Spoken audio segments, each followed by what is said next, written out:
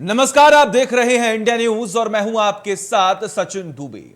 आजम खान की सपा से नाराजगी उत्तर प्रदेश की राजनीति की इस वक्त की सबसे बड़ी सुर्खियां हैं। अखिलेश से आजम की नाराजगी साफ तौर पर दिखाई दे रही है। इसी बीच अखिलेश का एक ऐसा बयान सामने आया जिससे राजनीतिक गलियारों में हलचल ला दी है। अखिलेश यादव ने कहा कि वो आजम खान से मिलने जेल में नहीं जाएंगे।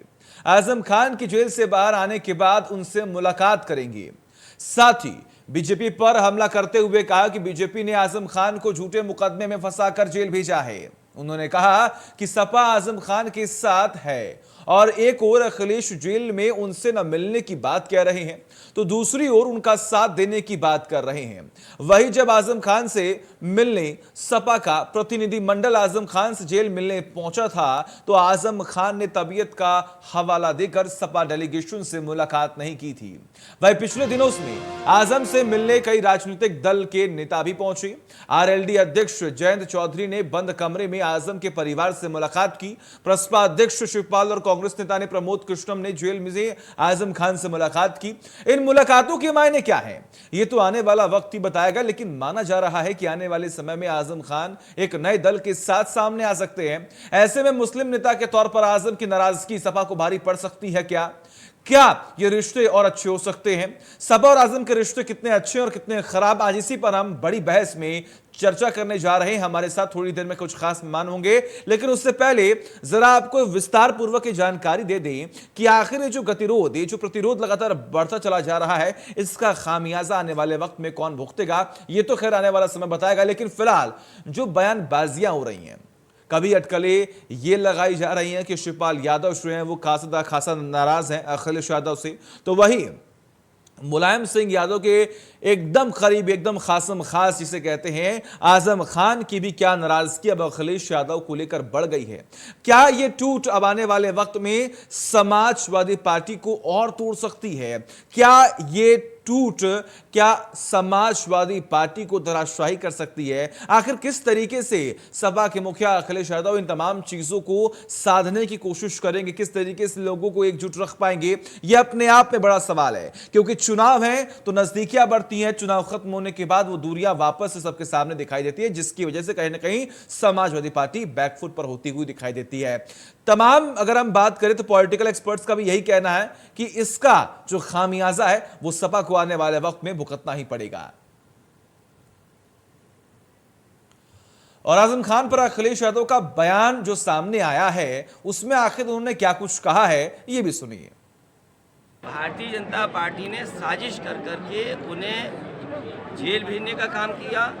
भारतीय जनता पार्टी के बहुत से लोगों ने साजिश कर करके उन पर मुकदमे लगवाए। आरोप लगाते रहे कि समाजवादी पार्टी से मिलने कोई नहीं गया उनसे, और साफ तौर से समाजवादी पार्टी उनके साथ है और लगातार समाजवादी पार्टी के लोग और हमारे नेता उनके साथ रहे हैं और मिलते भी रहे। भारतीय जनता पार्टी ने साजिश कर करके उन्हें जेल भेजने का।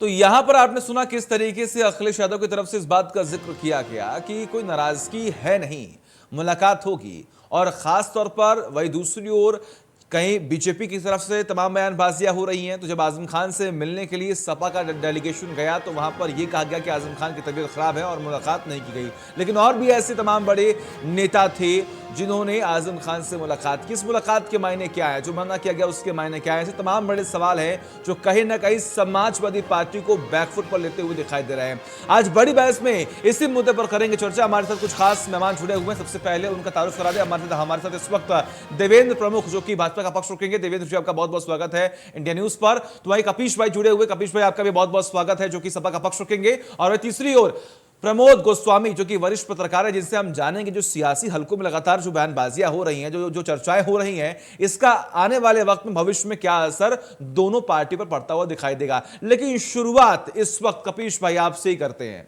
सर देखिए, कल भी हमने चर्चा की इस मुद्दे को लेकर कि शिवपाल यादव से क्या नाराजगी है जिसकी वजह से तमाम जो बयानबाजियां वो हो रही हैं। आजम खान जो कि समाजवादी पार्टी को बिल्डअप करने में उनका एक बड़ा योगदान है, कि बहुत बड़ी नींव जो है उन्हें माना गया है। लेकिन आज ये नाराजगी आखिर कब तक दूर होगी सर?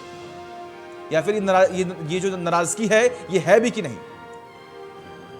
सचिन भाई, अगर नाराजगी होती तो बिल्कुल दूर हो जाती, इसमें कहाँ हो रहा है, कोई नाराजगी नहीं। और हमें आप बताइए, अभी इलेक्शन गुजरे कितने महीने हुए? अभी तो योगी सरकार बने हुए 1 महीने हुए, इलेक्शन गुजरे 2 डेढ़ महीने 2 महीने हुए, और 2 महीने पहले ही वो हमारे पार्टी के विधायक बने, और वो भी भारी मतों से बने, पिछली बार से भी ज्यादा। दोनों लोगों ने एक साथ सांसद पद से इस्तीफा भी दिया, आपने ये भी देखा, और दोनों ने अपनी विधायकी दी। तो सबसे बड़ी बात यह है कि काजी मियां दुबले हैं शहर के अंदेशे के, ये एजेंडा है, और ये एजेंडा चलाया जाता है समाजवादी पार्टी को कमजोर करने, मजबूत रिश्तों में दरार डालने। लेकिन हम इस एजेंडे के शिकार नहीं हैं। समाजवादी पार्टी अपनी रीतियां, अपनी नीतियां स्वयं तैयार करती है, उन पर चलती है। लेकिन कपीश भाई देखिए, आरोप तो लग रहे थे ना सर, आजम खान के एक बहुत बेहद करीबी, उन्होंने कहा था कि अखिलेश यादव जो है वो चाह ही नहीं रहे कि आजम खान जेल से बाहर आए। नहीं, वो करीबी कौन है? उनके पुत्र हैं, उनकी पत्नी है, कौन है? तो ऐसे मान लीजिए हम ही कुछ कह दें तो उसका मतलब ये थोड़ी ना हो जाएगा कि पार्टी उसी स्तर पे चलने लगी। बात उसकी नहीं। हमारी यहाँ पार्टी में किसी किस्म का कोई दिक्कत नहीं है, ना शिवपाल जी से और ना आजम खान साहब से, हमें कोई दिक्कत नहीं। अगर किसी को दिक्कत हो तो वो अपनी बात खुद कहे, हमें कोई दिक्कत नहीं है, हम उनके साथ हैं, वो हमारे साथ हैं। और जहां तक शिवपाल जी का सवाल है, तो शिवपाल जी जो है वो प्रगतिशील समाजवादी पार्टी के राष्ट्रीय अध्यक्ष हैं। वो अपनी पार्टी को मजबूत करने के लिए, अपनी नीतियों को और मजबूत करने के लिए जो भी निर्णय लेना चाहते हैं वो लेंगे। जो भी हमारे साथ पार्टी चुनाव मिल करके लड़ी है, सबकी अपनी अपनी जो पार्टी है, वो अपनी पार्टी को अपने बुलंदगी पे ले जाने के लिए, अपनी नीति और रीति के लिए वो हमारे आसार पे थोड़ी चलेगी, और ना समाजवादी पार्टी चलेगी। और रह गई बात इसकी, तो ना बहन मायावती से हम लोगों ने कभी अपना गठबंधन तोड़ा था, और ना हम इन लोगों से तोड़े। रह गई बात ये कि देखिए, सत्ता में ना आना ये तो सभी के साथ है ना जिम्मेदारी, और सत्ता अगर हमारे पास नहीं भी आई तो भी आप देखिए 2.5 गुना सीट हमारी हो, 13%। नहीं ठीक है सर, देखिए सबकी अपनी अपनी बातें हैं, सबकी अपनी अपनी बातें। आपने यहाँ पर जिक्र किया कि हमने किसी का कुछ नहीं बिगाड़ा है और हमें कोई नाराजगी किसी से है नहीं, लेकिन उसके बावजूद भी हम देख पा रहे हैं कि मायावती की तरफ से भी इस बात का जिक्र किया गया कि अखिलेश यादव की वजह से भाजपा जो है वो जीती है, अखिलेश यादव जो है वो बाहर जाने की फिराक में है। वही शिवपाल जी ने भी जिक्र किया कि किस तरीके से उनकी तमाम जो उम्मीदें थी उनको रौंदते हुए अखिलेश यादव जो है वो आगे बढ़ रहे हैं। खैर देवेंद्र जी, क्या लगता है जो तमाम बड़े मुद्दे हैं उनको दरकिनार करते हुए कहीं ना कहीं आज समाजवादी पार्टी जो है वो हाशिए पर आ चुकी, क्योंकि वो खुद उनके पार्टी के जो तमाम बड़े चेहरे हैं, जो नेता हैं, वही बड़े आरोप लग रहे हैं कि नाराजगी है। देवेंद्र जी। सचिन जी, आपके क्वेश्चन में एक शानदार जवाब दिया है, उसके लिए धन्यवाद। जो हाशिए की बात की है, ये बड़ी गहर और गंभीर बात है। गंभीर बात पर गंभीर चर्चा होनी चाहिए और डिबेट्स पर बैठकर कुछ तथ्य के साथ बोलना चाहिए। अभी हमारे कपिल जी बड़े अच्छे मित्र भी हैं, बहुत बुद्धिजीवी हैं, उन्होंने सीधे से कह दिया कि किसी का कोई मतलब नहीं है। अब वो आजम खां के लिए किसने कहा, आपने अच्छा क्वेश्चन किया। कहीं भारतीय जनता पार्टी के लोगों को कहाँ इतनी फुर्सत है कि वो आजम खां पे जिक्र करें, वो शिवपाल पे जिक्र करें। अरे उनका मिशन है 2024, उस पर मंथन कर रहे हैं, और मंथन के बाद चिंतन करते हैं जहां जहां कमियां। हम लगे हुए हैं अपने कार्य में, हमें कहाँ फुर्सत है कि हम आजम का जिक्र करें, हमें कहाँ फुर्सत है कि हम शिवपाल की लड़ाई को उठाएं। इतना बड़ा परिवार है, हम अपने परिवार में सुख शांति से जो हमने सफलता हासिल की है, जनता से वादे किए हैं, प्रयास कर रहे हैं हम लोग कि उनको पूरा किया जाए, और यही हमारा मकसद भी है। और हमारा कोई सवाल क्वेश्चन आजम पर नहीं है, ना आजम को हमने कभी स्वीकार किया, ना आजम जैसे लोग पर हमें सफाई देने की जरूरत। वो जाने, उनका घर जाने, माननीय मुलायम सिंह जी कैसे झेल रहे थे ये जाने, अखिलेश जी कैसे झेलते हैं या नहीं झेलते, क्या बदलाव है उनकी रणनीति है, लेकिन रणनीति के तहत हो रहा है। अंदर अंदर कुछ पच रहा है, कहीं ना कहीं अब तो अपने आप को कुंठित समझ रहे हैं। एक अच्छे नेता है अखिलेश, मुझे कोई कहने में गुरेज नहीं है, उन्हें लग रहा है कहीं ना कहीं से उन पर दबाव बनाया जा रहा है। अब ये अपनी लड़ाई को बाहर फेंकें, वो किस किस को संभालेंगे, उनके लिए बड़ी टेंशन है। और आने वाले समय में हमें काम करना है, हमारा मिशन है, हम अपने मिशन पर काम कर रहे हैं सचिन जी। और कहीं अगर आजम की बात हमारी तरफ से आती है, हमारे लोग कुछ बोलते हैं, तो हमारी जिम्मेदारी बनती है कि हम उसको क्लियर करें, लेकिन हम तो कुछ बोल ही नहीं रहे। ये तो सपा का अंदरूनी मामला है, सपा के दोस्तों का मामला है, सपा के परिवार का मामला है, सपा जाने क्या करना हम लोगों। ठीक है, प्रमोद सर, आपसे जानते हैं सर, ये जो सियासी हलकों में, सियासी गलियारों में लगातार इस वक्त आजम खान, शिवपाल यादव, अखिलेश यादव सुर्खियां बटोर रहे हैं, इसके पीछे की वजह क्या है? आपको क्या लगता है कि क्या सच में अंदर खाने कुछ पक रहा है? देखिए, निश्चित रूप से कहीं ना कहीं कुछ न कुछ तो चिंगारी है, क्योंकि जो अभी हमारे सपा के प्रवक्ता ने एक बात कही कि आजम खान से भी कोई नाराजगी नहीं है, और अभी अखिलेश जी ने भी ये बयान दिया है कि हम उनके साथ हैं और उनसे मिलने भी जाएंगे। इससे पहले भी अखिलेश उनसे मिलने गए हैं, लेकिन कहीं ना कहीं एक चाहे वो नेता प्रतिपक्ष को लेके, चाहे वो जो गिरफ्तारी हुई उसमें आंदोलन न करने को लेकर, कहीं ना कोई उनके मन में कुछ न कुछ मलाल तो है। क्योंकि अगर आप देखें तो सबसे पहले इस चिंगारी की शुरुआत आजम खान के प्यारों ने की। उन्होंने एक बयान देके ये संदेश देने की कोशिश की आजम खान की तरफ से, क्योंकि आजम खान साहब जेल में हैं, और तो उससे एक नाराजगी के संदेश या संकेत सामने आए। उसके बाद अभी ईद पर जिस ढंग से शायराना अंदाज में अब्दुल्ला उनके बेटे ने जो चीज़ ट्वीट की, तो वो भी कहीं ना कहीं एक संदेश देता है। तीसरी चीज़ जो रविदास मल्होत्रा का एक प्रतिनिधिमंडल सपा का गया था, उससे वो नहीं मिले, वो भी एक संदेश। तो कहीं ना कहीं अब कोई चीज़ तो कुछ ना कुछ तो नाराजगी या कहीं ना कहीं वैचारिक मतभेद हो सकते हैं।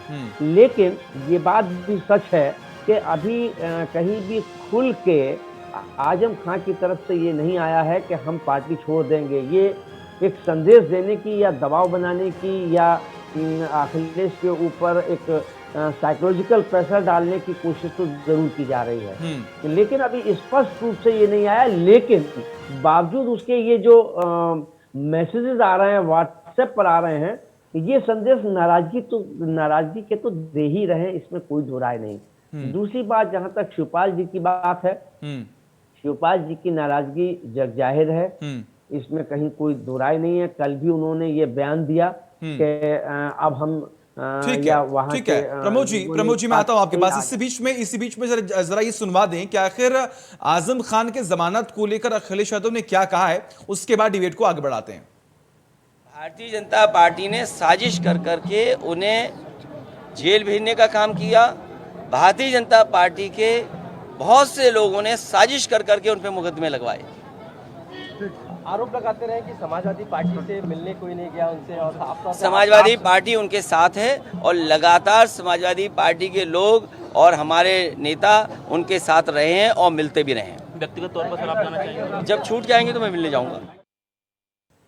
ठीक है, तो सुना आपने किस तरीके से अखिलेश यादव ने इस बात का जिक्र किया कि जब छूट जाएंगे तब मिलने जाऊंगा। कपीश भाई, अब आपसे सवाल है सर, अखिलेश यादव मुलायम सिंह यादव के बेटे, इस बात में कोई दो राय नहीं है सर कि अखिलेश यादव ने अपने आप को एक अच्छे नेता के तौर पर बिल्डअप किया, तमाम युवाओं के बीच में गए हैं, मुलाकात की है, लेकिन आजम खान एक बड़ा नाम है और जो नाम समाजवादी पार्टी से लगातार जुड़ा हुआ है, आपको नहीं लगता कि ऐसे वक्त पर जब ये तमाम बयान आ रहे हैं सामने कि आजम खान को इग्नोर किया जा रहा है, अखिलेश यादव ये नहीं चाह रहे हैं कि वो जेल से छूटे, क्या ये बयान सही है कि जब वो जेल से छूटेंगे तब हम उनसे मुलाकात करने जाएंगे?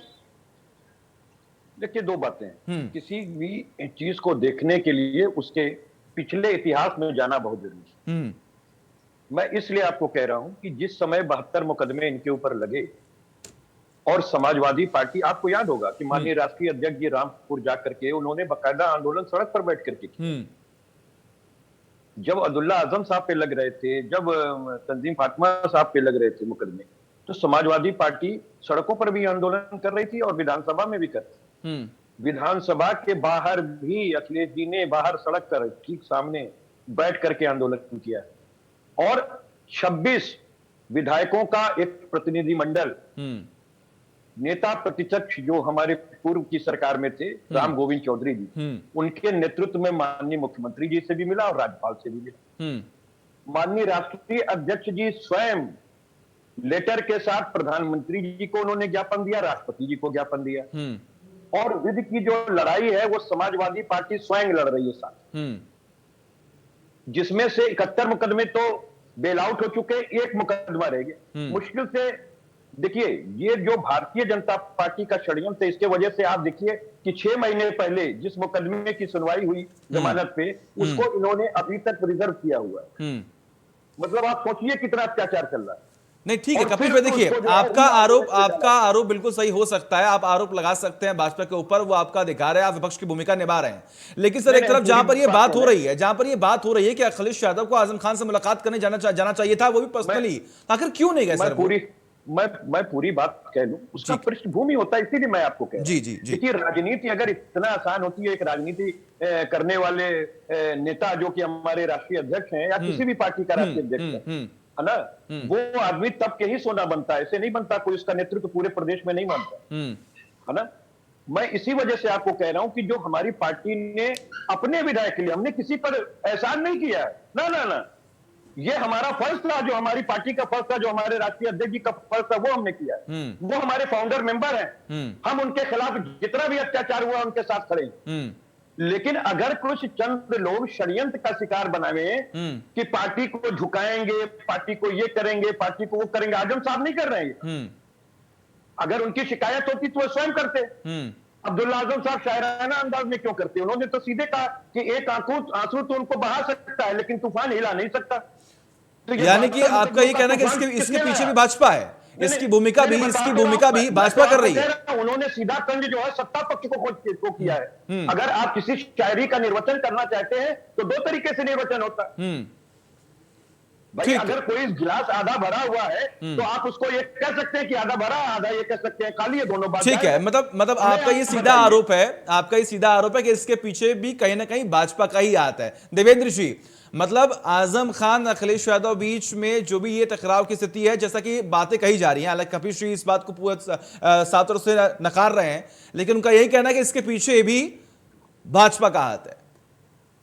सचिन जी, बड़े तर्क के साथ डिबेट हो रही है। मैं आपको बधाई देना चाहता हूं, आपके चैनल्स को बधाई देना चाहता हूं कि बड़े नेताओं पर चर्चा है। और मुझे देखिए, इस बात का बड़े नेता के लिए बोलने से पहले सोचना पड़ता है कि ये गहन दिमाग भी हो सकता है और हास्यप्रद बात भी हो सकती है कि अखिलेश जी का बयान बार बार आप सुना रहे हैं, और जिस तरह से वो जितने दिमाग से अपनी टेंशन को, अपने सर के दर्द को भारतीय जनता पार्टी पर ट्रांसफर करने का प्रयास कर रहे हैं, मैं उनकी बुद्धि के लिए उन्हें बधाई देना चाहता हूं।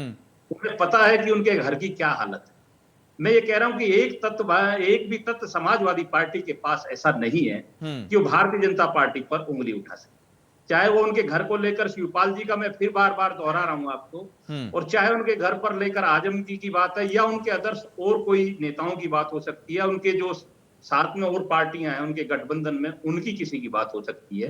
उनका काम है, उन्होंने गठजोड़ किया है, वो बार बार हमारी दलील देते हैं, हम लोगों से सीखने का प्रयास करते हैं, हमारे ऊपर ही दृष्टांत देकर अपने आप को समझाते हैं कि भारतीय जनता पार्टी भी तो गठबंधन करती है, वो भी तो चला रहे हैं। लेकिन देवेंद्र जी वो तो कह रहे हैं ना, क्या वो तो कह रहे हैं ना सर, इसके पीछे आप हैं, तो आप ऐसा कोई फैक्ट पेश कर दीजिए, कोई ऐसा प्रूफ पेश कर दीजिए कि नहीं भैया हम आपके पीछे कुछ भी नहीं है, हमको हमारी जिम्मेदारी मिली है और हम उन जिम्मेदारियों का निर्वहन कर रहे हैं।